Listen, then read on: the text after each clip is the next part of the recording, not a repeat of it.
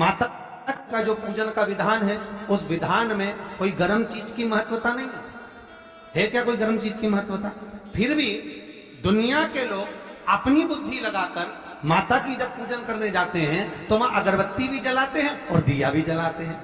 अब एक तरफ तो तुम माता को ठंडा पानी का भोग लगा रही हो, एक तरफ तो ठंडा भोजन चढ़ा रही हो, एक तरफ तो ठंडे का प्रयास कर रही हो, और ऊपर से माता को तुम दिया लगाकर अगरबत्ती लगाकर तुम माता को सम्मुख में गर्म तत्व को प्रदान कर रही हो, और फिर आकर कहती हो कि मेरा बच्चा क्यों बीमार पड़ता है, मेरे पति को आगे बार बार ये कष्ट क्यों आता है, घर में लोग चिड़चिड़े क्यों हो जाते हैं, घर में लोग क्लेश क्यों करते हैं, आखिर कारण क्या है? तो कारण तो तुम खुद हो कि जो चीज लिखी है वो ना करते हुए दुनिया जो कर रही है तुम वो करना चाहते हो। तुम भगवान की पूजन उस विधान से नहीं करना चाहते जो विधान शास्त्रों में, जो शास्त्रार्थ विधान कहता है।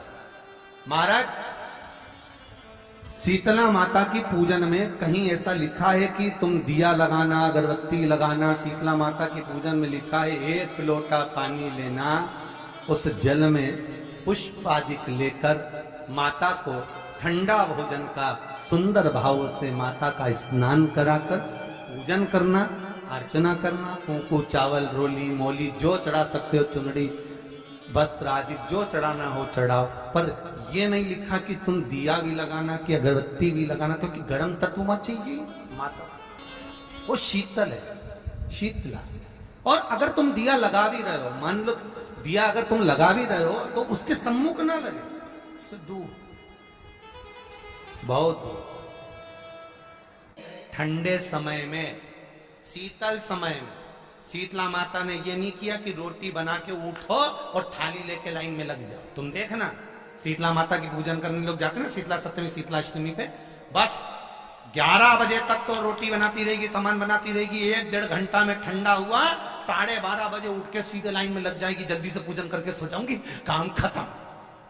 शीतला माता ने भी सोच लिया बस तूने मुझे बेवकूफ बनाया, अब रुक जा तू।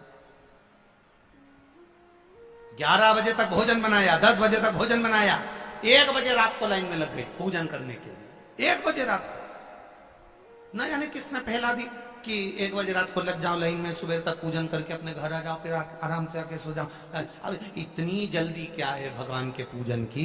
माँ की पूजन करने जा रहे हो, माता से लाड़ लड़ाने जा रहे हो, अपनी माता से अपने दिल की बात कहने के लिए जा रहे हो, अपने स्नेह की बात कहने के लिए जा रहे हो, तो धीरे धीरे प्रेमवश आनंद से माता की आराधना शीतल समय में, ठंडे समय में। ठंडे समय का मतलब है भीतर से ठंडे होकर, अपने भीतर से ठंडे होकर। अब अपने भीतर तो ठंडा ही है ही नहीं ना, जल्दी जल्दी चलो, और आदि बहुत पतली खुशी है, और ये कितना बड़ा कपड़ा थाली पे ढाक ढुका के लाइन में खड़ी है शीतला माता। शीतला माता, या हाथ में लोटा या हाथ में थाली, और इतनी देर में पड़ोसन निकल के बाजू में से जा रही थी और लोटा थोड़ा सा ढुल गया। अब यहां शीतला माता की पूजन करने आई और ये हो गई चंद्र घंटा, लोटा जरा सा ही पानी का झलका, देख के नहीं चल सकती। ठंडा भोजन हाथ में, लोटा ठंडा पानी का, और अंदर अग्नि। शीतला माता भी कह रही इसको अजान दो पहले, इसको क्या मतलब? भीतर से शीतल हुई, भीतर से ठंडे हुई। चित्त वृत्ति मन जब भीतर से शीतल होगा, ठंडा होगा, तो मेरी शीतला माता, तुमने पूजन करा ना करा, मेरी शीतला माता प्रसन्न हो जाएगी। बस भीतर भूमि पर गिरा, और भूमि पर गिरने के कारण उससे एक वृक्ष उत्पन्न हुआ जो नीम का वृक्ष कहलाता, मेवाड़ी का वृक्ष कहलाता। इसलिए साउथ में, दक्षिण में नीम के वृक्ष को स्वयं देवी का प्रतिबिंब माना जाता है। नीम के वृक्ष को स्वयं माता का प्रागट्य उत्सव माना जाता है। नीम के वृक्ष को स्वयं देवी का भाव वर्णित किया जाता है। और बहुत सुंदर बात है महाराज जी, इसके शरीर में माता निकल गई हो, दाने दाने पड़ गए हो पूरे शरीर में, बुखार भी बहुत तेज आ रहा हो, और पूरे शरीर में माता जी निकल गई हो, 1 लोटा पानी जिसके शरीर में माता जी निकली है उसके पास में रख दो और वो पानी उठाकर नीम के पेड़ में उस व्यक्ति के ऊपर से 7 बार उतार के नीम के पेड़ में डाल दो। 3 दिन के अंदर उसकी माता जो शरीर में निकली हुई है, दाने दाने पड़े हुए हैं, जो बुखार बहुत तेज आ रहा है, उसमें धीरे धीरे आराम मिलना प्रारंभ हो जाता है। यहां तक शास्त्र कहता है कि किसी व्यक्ति को अचानक बहुत तेज बीमार आ गया, बहुत तेज बुखार आ गया, या एकदम, हम तो यहां तक कहेंगे कि ये वायरस चल रहा है, महामारी चल रही है, और कंठ में भी आपको अगर जलन पड़ रही है, कंठ रुक रहा है, बुखार बहुत तेज आ रहा है, शरीर में ताप है, डॉक्टर को दिखाओ मना नहीं है, सब कुछ करो मना नहीं है, पर 1 लोटा पानी अपने ऊपर से उतार कर 21 बार नीम के पेड़ में ले जाकर नाम गोत्र बोलकर डाल दीजिए और नीम के पेड़ के नीचे की मिट्टी को अपने कंठ पर लगा लीजिए। 20 से 25 मिनट बाद आपको आराम लगना प्रारंभ हो जाएगा। ये उमा देवी है। जगह की मिट्टी काया के रोग को ठीक कर देती है महाराज। अगर किसी व्यक्ति को चर्म रोग हो गया, कुष्ठ रोग हो गया, चमड़ी सफेद पड़ गई, रोग समाप्त नहीं हो रहा, बढ़ते जा रहा है, औषधियां आपने बहुत कर ली, तो 3 जगह की मिट्टी आपको फल प्रदान करेगी। पहला, सूर्य कुंड की मिट्टी। स्कंद पुराण सूर्य कुंड कहां पर है? तो कहा दतिया और झांसी के बीच में सूर्य कुंड निवास करता है। उस सूर्य कुंड की मिट्टी को लाकर जिस व्यक्ति को कुष्ठ रोग हो गया हो, शरीर की चमड़ी सफेद पड़ गई हो, स्कंद पुराण कहती है सूर्य कुंड की मृदा लगा लेने से 5 से 7 दिन में रोग समाप्त होने लगता है महाराज। पर सूर्य को सर्वाधिक प्रियता क्या? सर्वाधिक प्रियता सूर्य को क्या? क्योंकि सूर्य तपता है, तो उस तपन को मिटाने के लिए सूर्य देवता के शरीर पर गाय का घृत मला जाता है। जैसे शनि को तेल लगाया जाता है, सूर्य को घृत मला जाता है। इसलिए सूर्य कुंड का एक नियम है कि सूर्य कुंड पर से अगर हम मिट्टी लेकर आते हैं, शरीर पर लगाने के बाद जब शरीर का चर्म रोग समाप्त हो जाए, सफेद चमड़ी अपने वापिस रंग में आ जाए, तब आप जितनी कामना कर आते हैं उतना घी उस सूर्य कुंड के पास में डालना पड़ता है। 1 किलो, 2 किलो, आधा किलो, 250 ग्राम, 25 ग्राम, 50 ग्राम, जो आपने कामना करी है उतना चढ़ाना, पर वो घी गाय का होना चाहिए। और उस घी का प्रयोग कोई नहीं कर सकता। इसलिए आज भी स्कंद पुराण में तो केवल सूर्य कुंड का वर्णन है, घृत का वर्णन है, पर स्थान आज भी झांसी और दतिया के बीच में जो सूर्य कुंड विराजमान है, आज भी वहां पर कुंड के पास में एक घी का कुआं है जिसमें घी डाला जाता है, पर उस घी का प्रयोग कोई दुनिया का व्यक्ति नहीं कर सकता। जो करता है वो शरीर में फपोले पड़ जाते हैं और बाद में सड़कर मर जाता है, पर गंध नहीं, घृत।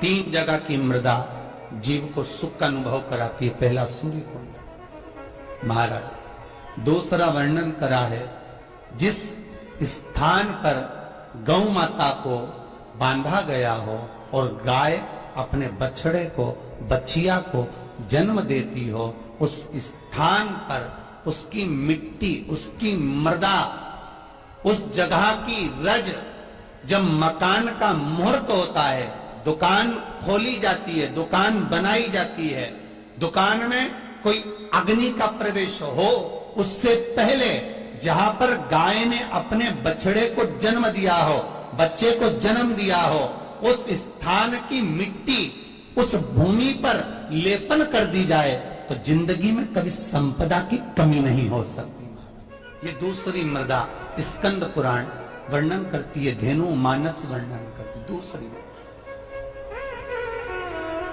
गीता प्रेस गोरखपुर का गोअंक वर्णन करता है। जहां पर गौ माता बंदी हो, जहां पर गौ माता नित्य स्मरण करती हो और गाय के बच्चों का जन्म होता। आइए भक्तों, आज सुनते हैं तुलसी माता की चालीसा। यह चालीसा सुनने से होती है हर रोगों से मुक्ति, मिलती है सुख समृद्धि का आशीर्वाद। तो एक बार बोलिए प्रेम से विष्णु भगवान की जय, तुलसी माता की जय, भगवती माता की जय। श्री तुलसी महारानी करु विनय सिरनाय, जो मम हो संकट विकट दीजे मात नसाय। नमो नमो तुलसी महारानी, महिमा अमित न जाए बखानी। दियो विष्णु तुमको सम्माना, जग में छायो सुयस महाना। विष्णु प्रिय जय जयंती भवानी, तिहु लोक की हो सुख खानी। भगवत पूजा करे जो कोई, बिना तुम्हारे सफल न हो। जिन घर तब नहीं होए निवासा, उस पर करे विष्णु नहीं वासा। करे सदा जो तब नित्य सुमरन, ते ही के काज होए सब पूरन। कार्तिक मास महात्म्य तुम्हारा, जाको जानत सब संसारा। तब पूजन जो करे कुमारी, पावे सुंदर बर सुकुमारी। करे जो पूजा नित प्रति नारी, सुख संपत्ति से होए सुखारी। वृद्धा नारी करे जो पूजन, मिले भक्ति होवे पुलकित मन। श्रद्धा से पूजे जो कोई, भव निधि से तर जावे सोई। कथा भागवत यज्ञ करावे, तुम बिन नहीं सफलता पावे। छायो तब प्रताप जग भारी, ध्यावत तुमहि सकल चितधारी। तुमहि मात यत्र तंत्र में, सकल काज सीधे होवे क्षण में। औषधि रूप आप हो माता, सब जग में तब यश विख्याता। देव ऋषि मुनि और तपधारी, करत सदा तब जय जयकारी। वेद पुराणन तब यश ज्ञाया, महिमा अगम पार नहीं पाया। नमो नमो जय सुख कारिणी, नमो नमो जय दुख निवारिणी।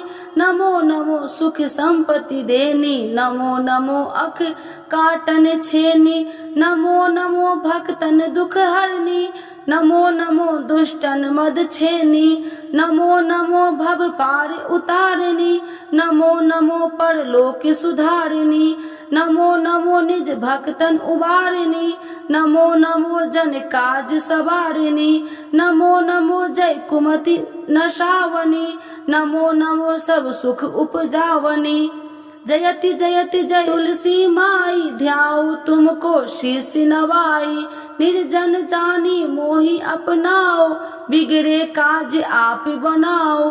करूँ विनय मैं माते तुम्हारी, पूरन आशा करूँ हमारी। शरण चरण कर जोड़ी मनाओ, निस दिन तेरे ही गुण गाऊं। करहु मात यश अब मोह पर दाया, निर्मल होए सकल मम काया। मांगू मात या बर दीजे, सकल मनोरथ पूरन कीजे। जानू नहीं कुछ नेम उचारा, क्षमहु मात अपराध हमारा। 12 मास करे जो पूजा, ताशम जग में और न दूजा। प्रथम ही गंगा जल मंगवावे, फिर सुंदर स्नान करावे। चंदन अक्षत पुष्प चढ़ावे, धूप दीप नैवेद्य लगावे। करे आचमन गंगा जल से, ध्यान करे हृदय निर्मल से। पाठ करे फिर चालीसा की, स्तुति करे माते तुलसी की। यह विधि पूजा करे हमेशा, ताके तन नहीं रहे कलेशा। करे मास कार्तिक का साधन, शोभे नित्य पवित्र सिद्ध होई जाई। है यह कथा महासुखदाई, पढ़े सुने सो भव तर जाई। यह श्री तुलसी चालीसा, पाठ करे जो कोई। गोविंद सो फल पावही, जो मन इच्छा होई। तो एक बार बोलिए प्रेम से विष्णु भगवान की जय, तुलसी माता की जय, भगवती माता की जय, सर्व देवी देवताओं की जय।